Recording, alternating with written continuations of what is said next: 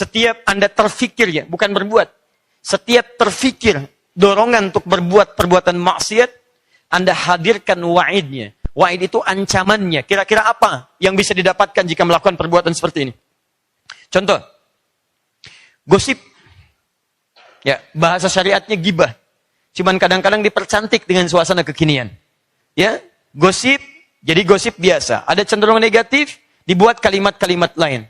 Ya, dengan berita-berita yang kadang-kadang dimunculkan. Kisah ini, kehidupan itu, cek ini, recek itu, dan sebagainya. Ya, jadi Anda hadirkan segala bentuk nama-nama. Saya sarankan pada Anda, sekali lagi saya tegaskan. Kalau ada sesuatu yang tidak baik, jangan dipercantik kalimatnya. Karena semakin dibaguskan istilahnya, semakin terasa bahwa perbuatan itu kemudian berubah dari yang tadinya tidak baik seakan-akan jadi baik. Coba, maaf, kasar mana teman-teman kalimat begini? Maaf ya, maaf. Maling dengan koruptor. Kasar kalimat maling, pencuri itu maling. Ketika dipercantik istilahnya koruptor, jadi keren kayaknya. Padahal antara yang ngambil ayam dengan yang ngambil uang banyak sama-sama maling juga. Bahkan yang ngambil uang lebih banyak tuh lebih parah dibandingkan dengan yang mencuri ayam. Kenapa pencuri ayam yang kecil, yang juga salah dia, disebut dengan kalimat yang kasar, pencuri yang banyak-banyak disebut dengan kalimat-kalimat yang halus. Sehingga dengan halus itu seakan-akan jadi biasa perbuatan itu. Padahal kalau ada orang koruptor misalnya, banyak dia mengambil harta orang banyak, pakaikan jaket warna apapun, tuliskan kemudian di dalamnya, maling. Tontonkan pada seluruh pemuka langit dan bumi. Begitu ditampilkan, mungkin jadi efek jerah yang luar biasa. Mungkin jadi masukan dalam acara kita malam ini. Ya, bisa jadi. Silahkan cek. Perbuatan yang lainnya, jangan diperhalus. Begitu diperhalus jadi masalah. Coba, ada perempuan jalan, maaf ibu ya, contoh, bukan ibu yang di sini. Perempuan jalan-jalan malam-malam, melakukan perbuatan yang tidak baik. Dulu istilahnya sangat tidak bagus. Dan diperhalus. Ketika diperhalus bukan perempuannya, bahkan binatang dibawa-bawa. Kupu-kupu malam. Masya Allah. Mau kemana Pak malam-malam begini? Jadi kupu-kupu. Masya Allah. Ah, kan? Jadi salah. Jadi seperti terlihat biasa aktivitasnya. Sama laki-lakinya juga begitu. Pria yang tadinya punya istilah buruk, diperhalus lagi, perhalus lagi. Pria hidung belang, pria begini, pria begitu. Masya Allah. Sudah kotor jadi belang lagi. Nah, lihat sini. Anda keluarkan ancamannya. Gosip.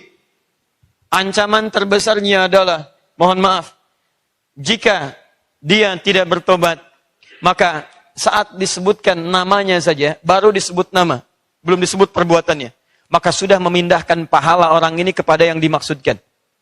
Jika dia mengerjakan satu amalan, disebutkan orang lain terkait dengan amalan itu. Misal, Anda baru selesai kemudian menunaikan sholat di masjid. Tiba-tiba tidak menemukan teman Anda. Anda ingin bicarakan tentang keburukannya yang tidak sholat di masjid.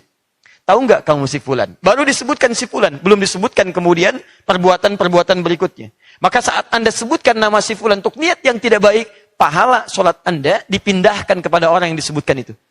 Paham? Saya tidak ustaz. Alhamdulillah. Tidak seperti orang itu tuh. Sama. Di saat Anda sebutkan orang itu, pindah pahala Anda pada orang yang dimaksudkan. Jelas ya?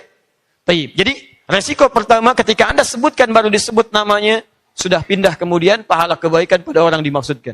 Resiko kedua, semakin Anda sebutkan keadaan yang Anda ingin bicarakan keburukannya, mohon maaf ya, misal sebutkan sifatnya, sebutkan kejelekannya, sebutkan kebiasaannya, maka setiap kalimat yang terangkai di lisan Anda itu akan dibentuk gambaran orang yang tadi dimaksudkan dalam bentuk bangkai.